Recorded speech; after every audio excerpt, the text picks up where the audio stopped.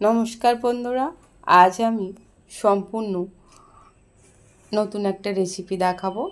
সপ্তমীর দিনে বা ষষ্ঠীর দিনে এটা বানিয়ে অনেকে খেতে পারে, বা অষ্টমীর দিনেও বানাতে পারেন। আর এটা আমি ধনে পাতা দিয়ে বানাবো। তার জন্য এখানে পরিমাণ মতো ময়দা নিয়ে তাতে চিনি, নুন, সাদা তেল খুব ভালো করে মেখে নেব। এবার এখানে আমি গরম জল অ্যাড করে দেব, দিয়ে খুব ভালো করে এটা মেখে নেব। এটা খুব ভালো করে মাখার পর এটা আমি 10 মিনিট রেখে দেব মেখে।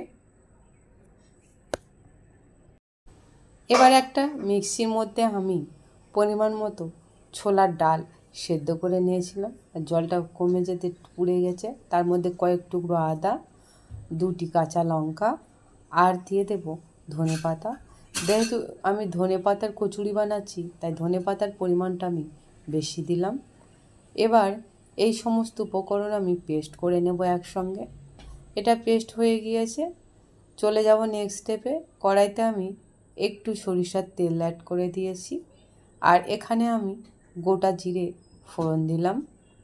এবার এর মধ্যে যে ধনেপাতার ডালের পেস্টটা আমি করেছি সেটা এখানে অ্যাড করে দিলাম, দিয়ে খুব ভালো করে এটা আমি কষাতে থাকলাম।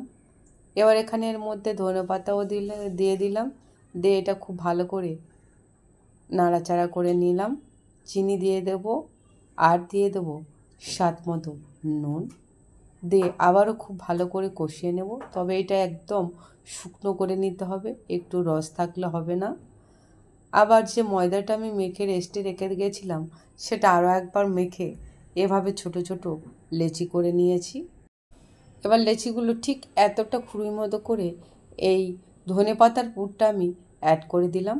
তবে এই পুরটা কিন্তু একদম আমি শুকনো করেছি। এটা যদি নরম বা পাতলা হয়ে থাকে বা একটু নরম হয়ে থাকে, বেলার সময় কিন্তু বেরিয়ে যাবে। আর এটা একদম ঝরঝরে করে শুকনো করলে বেলার সময় কিন্তু বেরোবে না। আর প্রত্যেকটার ভেতর ঠিক এভাবে আমি একটু খুঁড়ি করে ধনে পাতার পুরটা ঠিক এভাবে দিয়ে দিচ্ছি। বা যারা নিরামিষ খায়, নিরামিষ দিনেও এভাবে ধনে পাতা দিয়ে বানিয়ে নিতে পারেন, ভীষণ ভালো খেতে লাগে।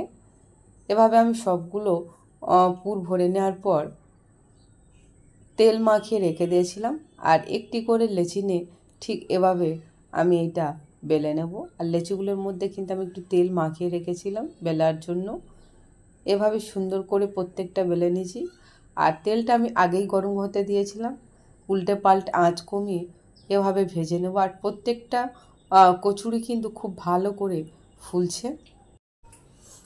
এভাবে আমি সবগুলো ভেজে নেব। আর প্রত্যেকটা কচুরি কিন্তু খুব সুন্দরভাবে ফুলেছে। আমার ধনেপাতার কচুরি রেডি। এইটা সপ্তমীর দিনে বানিয়ে খেতে পারেন বা ষষ্ঠীর দিনেও খেতে পারেন। আর ভিডিওটা কেমন লাগলো তো অবশ্যই কমেন্ট করে জানাবেন বন্ধুরা। ভালো থাকবেন, সুস্থ থাকবেন, ধন্যবাদ।